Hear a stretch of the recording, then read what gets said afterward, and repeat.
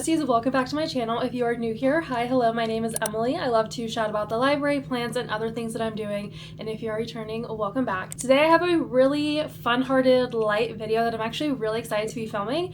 I am going to my library shift, my volunteer library shift, pretty soon, so I'm kind of like rushing through this intro. But while I'm there, I think I'm going to try to like browse the shelves to see if there's any books that I want to read for the month of May and maybe into June, because I don't really have any books from the library right now. I returned like all of them and I only have 2 books from the library, and I think that might be it. I think it's only 2 physical books from the library. Like I don't even have any ebooks to be reading or like audiobooks or anything. So I am in desperate need of some books from the library to have if the mood strikes. And since I'm a puzzle girly now and I have so many audiobooks from Libro FM that I need to read because I'm a part of their advanced listening copy program, I guess I'm a part of their program. But anyways, I did not listen to any of the advanced listening copies that I downloaded for April, and I also got a couple for May because there's just so many good books that are coming out. So I think I'm also going to try to find like maybe 1 or 2 puzzles whenever I'm at the library, because that would be a really good option to, like, a really good, I don't know, hobby to do while I'm listening to audiobooks.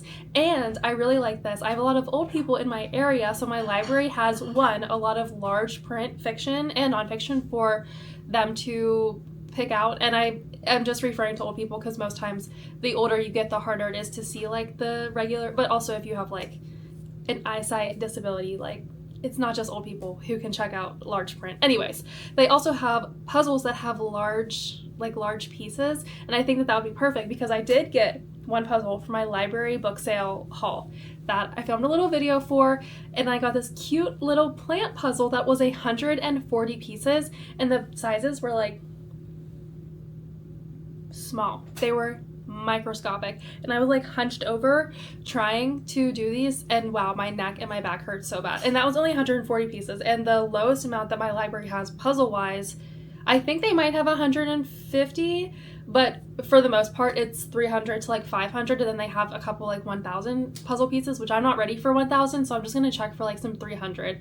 But anyways, I think I'm gonna try getting like the larger piece puzzle, so that way I'm not hunched over quite as much, and you know, we'll see. I am in the middle of a couple books, and the first one that I'm reading I actually have to talk to you guys about, maybe not in this video, but another one, The Only Good Indians by Stephen Graham Jones. This book is amazing, like so good. It is an indigenous horror book, and wow, it's just so good. It's so good.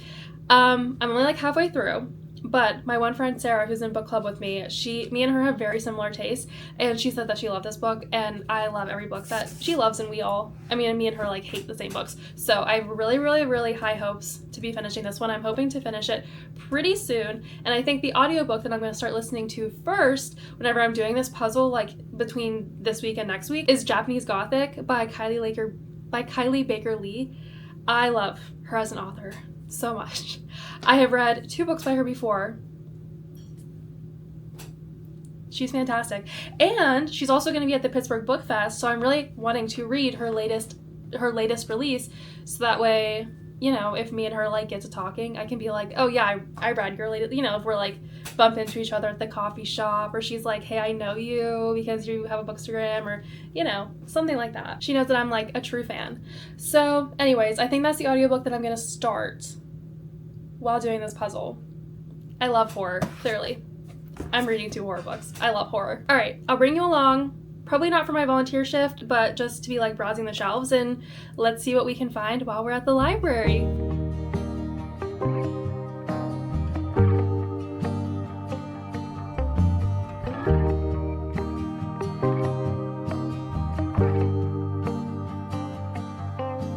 Free flowing, sailing with the wind, not knowing how this story ends. Kind and brave, I know you'll find a way. Live your truth, and good will come to you. Home, sweet home. Home, sweet home.